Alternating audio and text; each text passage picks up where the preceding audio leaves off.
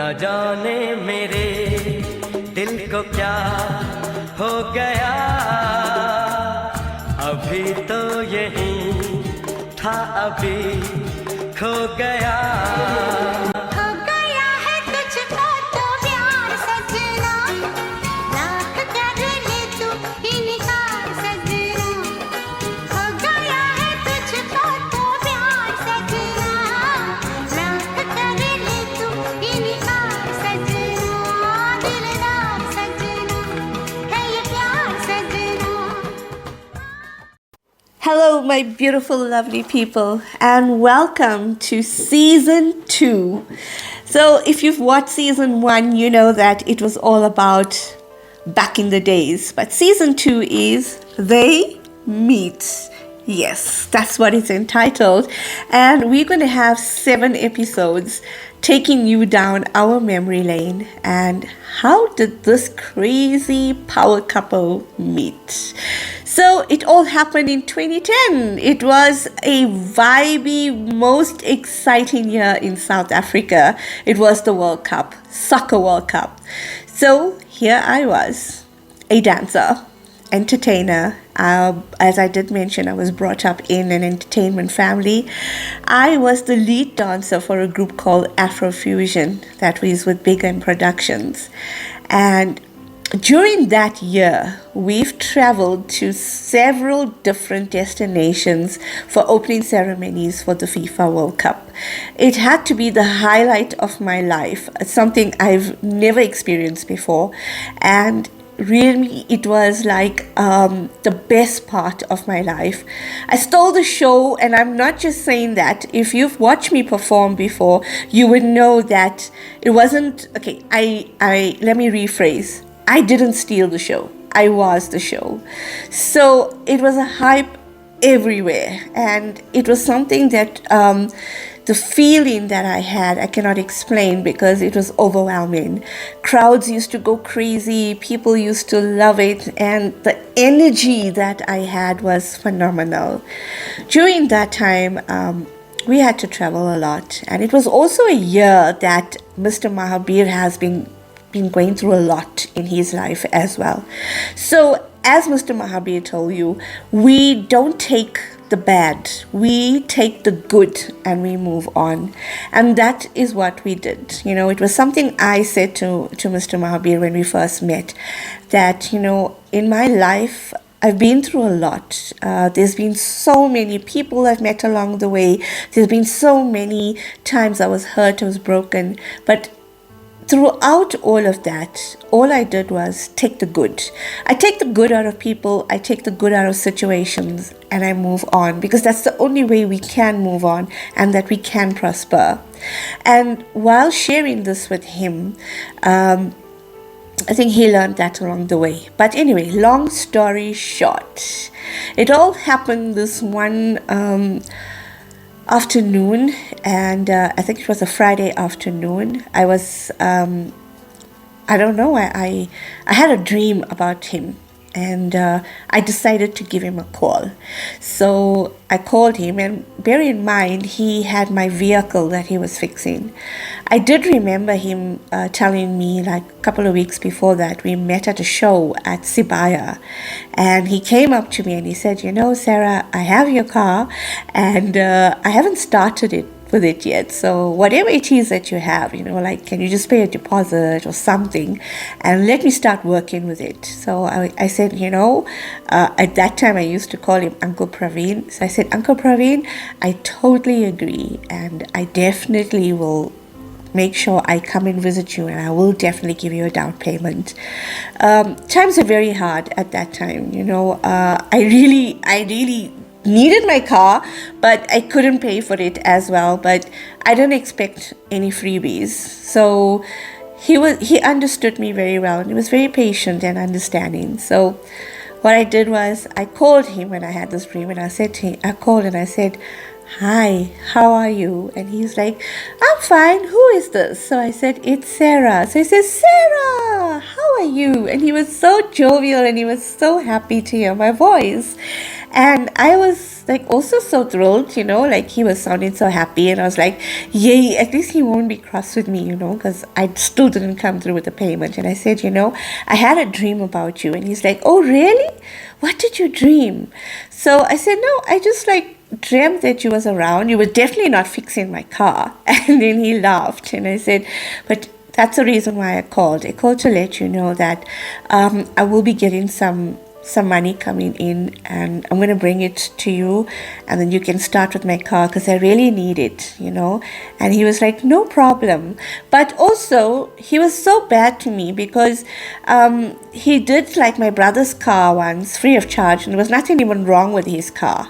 But I just said, it wasn't the reason why I gave him the job. I also knew he was fantastic in what he did. After seeing what he did with my brother's car, I was like, wow, amazing. That time it was a BMW, and it was a gold one, I remember. So I knew that he could pull it off.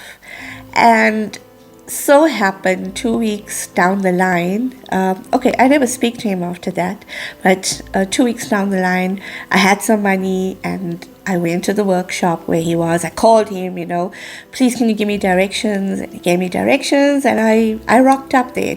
I remember very clearly, my cousin Gopala was getting married during that. It was over a weekend. I had cousins from all over the world come down for this wedding because it was a wedding after so long. So it was such a good feeling as well. The hype was there. There was lots of family members at home, and I made it a priority to go and visit him. And I went there. It was our beach day, so I had a short skirt with my swimming costume on the top, and I just had a jacket over, and I rocked up there. And then I was like, please excuse me, we're going to the beach. My cousin actually took me there, Sangeeta from Australia. And actually I think I used their car. It was something of that sort, but I rocked up there, and then that's where I met him. And we got talking, and once we started talking, he shared a lot about his life to me and what he's been through, and I shared a lot about him. He asked a lot of questions, So tell me, are you single? You married? What is the story? So I did go give him the whole down, and I did know that he was married as well, but nothing at all triggered my mind, or I never had any feelings or anything towards him. It was just pure, it was platonic, that's what it was. And he was such a lovely person, an individual. I've met a lot of men along in my life, but he was just a cut above the rest, He was so warm. He was so loving. When he spoke to me in such a beautiful tone, It was so different. And I remember also telling him, you're such a humble man, you have a big empire. He had this huge panel beating workshop with trucks, full of trucks, and full of Avis vans, and I was like, wow, but you're so humble. He drove the best cars. He just always looked so good. He was always neat, always tidy, and I remember sharing that with him. And ever since that day, we started speaking, on a regular basis, on a daily basis. But how did we start our relationship? Now that is something I'm going to share with you in episode 2. Thank you for watching. I love you guys. Good afternoon, my lovely people. Welcome to season 2, episode 1. It's time to talk about Sarah. At that time, I was on a lookout, but God made it possible. I remember I received a phone call. And when I received the phone call and it was Sarah Moti. Like I won the jackpot. Like I just hit the thing on the head and I said, hello Sarah, how are you Sarah? I go, Praveen, I got a car for you to fix. Oh, wow, well done. I need that.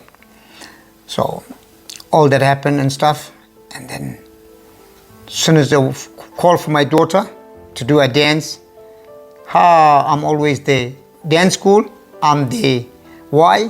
Because I want to meet Sarah. I want to talk to her in person. I haven't spoken to her in person, so I need to see and speak and see what she says me, you know. But I know when she called me and she said that she dreamt about me. My heart went nice and what. I was feeling to talk to her about it, and I knew, and I wanted to ask her what it's all about.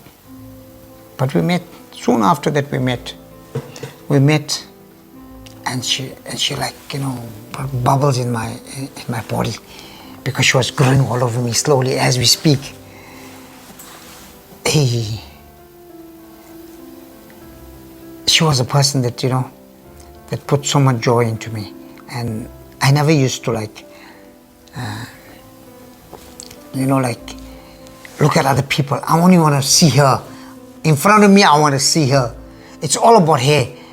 And when she speaks to others, I don't feel happy. Especially guys. You all know that.